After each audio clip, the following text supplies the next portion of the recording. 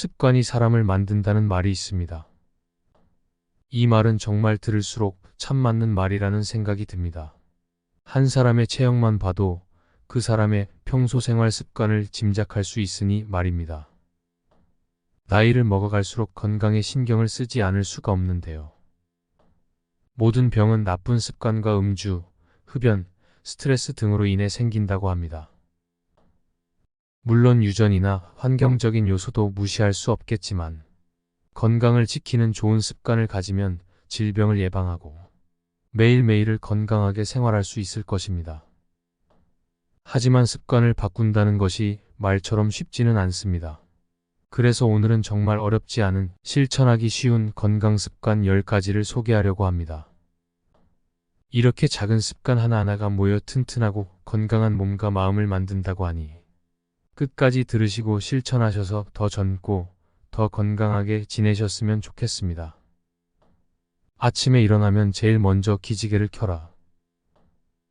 아침에 눈을 뜨면 스트레칭을 합니다. 기지개는 잠으로 느슨해진 근육과 신경을 자극해 혈액순환을 도와주고 기분을 맑게 합니다. 침대에서 벌떡 일어나는 습관은 나이가 들면서 혈관이 갑자기 막히는 치명적인 결과를 낳을 수도 있습니다.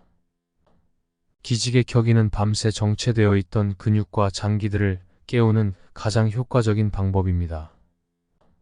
수면 상태에서 활동 상태로 변화시키기 위해 자율신경의 전환을 자연스럽게 해주고 잠자는 동안 정체됐던 기와 혈을 순환시켜주는 효과도 있습니다. 아침뿐 아니라 일하는 중간중간 크게 기지개를 켜면 여러모로 도움이 됩니다.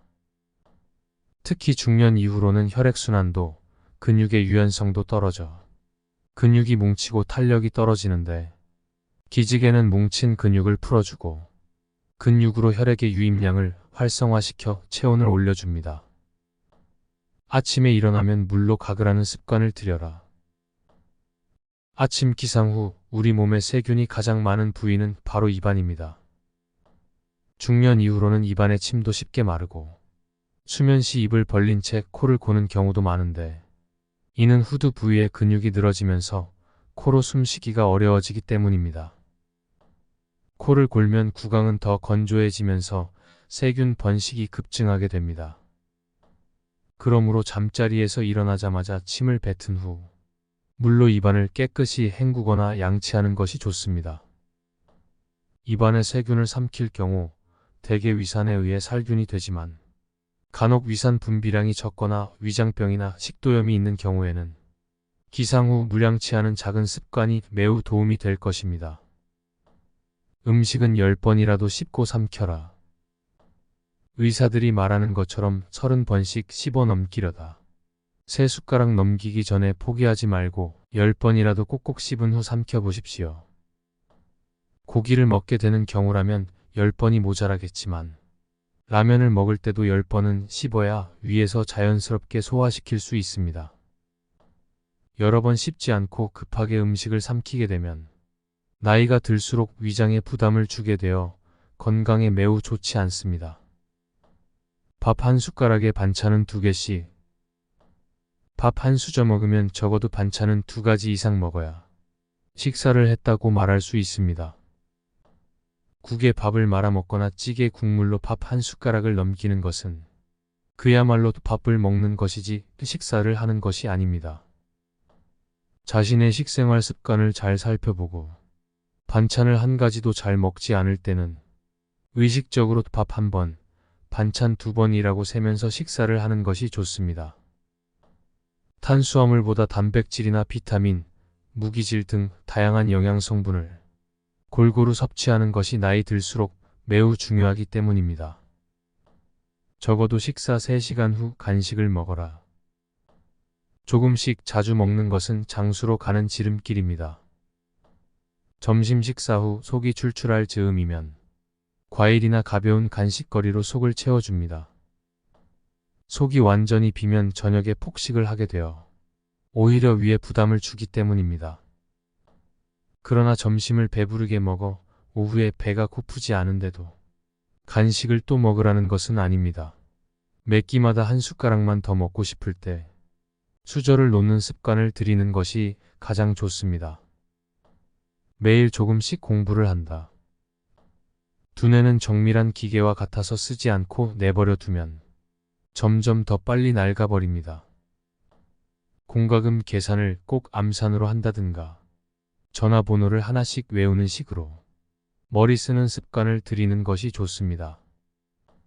일상에서 끝없이 머리를 써야 머리가 녹이 쓰는 것을 막을 수 있습니다.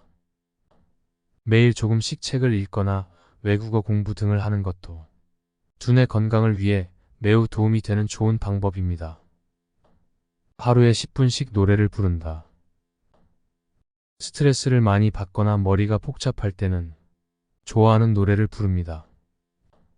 듣지만 말고 큰 소리로든 작은 흥얼거림이든 꼭 따라 부릅니다. 스트레스는 만병의 근원이므로 좋아하는 노래를 부르면서 스트레스를 해소하는 것이 좋습니다. 노래 부르기는 기분을 상쾌하게 하고 대인 기피나 우울증 치료에도 효과가 있어 정신과 치료에도 쓰이는 방법입니다. 평소 일을 하거나 주부들은 설거지를 하거나 빨래를 개면서 노래를 흥얼거리는 습관은 마음을 젊고 건강하게 합니다. 샤워를 하고 나서 물기를 닦지 말아라. 피부도 숨을 쉴 시간이 필요합니다. 샤워를 하고 나면 수건으로 몸을 닦지 말고 저절로 마를 때까지 내버려 둡니다. 샤워 가운을 입고 기다리는 것도 좋은 방법입니다. 이 시간에 피부는 물기를 빨아들이고 탄력을 되찾습니다. 샤워를 마치고 옷을 입지 않은 상태에서 머리를 말리거나 속옷을 빠는 등의 습관을 만들어 피부에 숨 쉴 시간을 주는 것이 탄력 있는 젊은 피부를 유지하는 비결입니다. 매일 가족과 스킨십을 한다. 아이만 스킨십으로 건강해지는 것이 아니라 엄마도 아빠도 적당한 스킨십이 있어야 정서적으로 안정되고 육체적으로도 활기차집니다. 부부관계와 스킨십이 자연스러운 부부는 그렇지 않은 부부보다 최고 8년은 더 젊고 건강하다고 합니다. 연애할 때처럼 자연스럽게 손잡고 안아주는 생활 습관이 부부를 건강하게 합니다. 오른쪽 옆으로 누워 무릎을 구부리고 자라. 세상에서 가장 편안한 자세는 아이가 엄마 뱃속에 들어있을 때 바로 그 자세라고 합니다. 심장에 무리를 주지 않도록 오른쪽으로 돌아 누워 무릎을 약간 구부리는 자세로 있으면 가장 빨리 숙면에 빠질 수 있고 자는 중에 혈액순환에도 도움이 됩니다.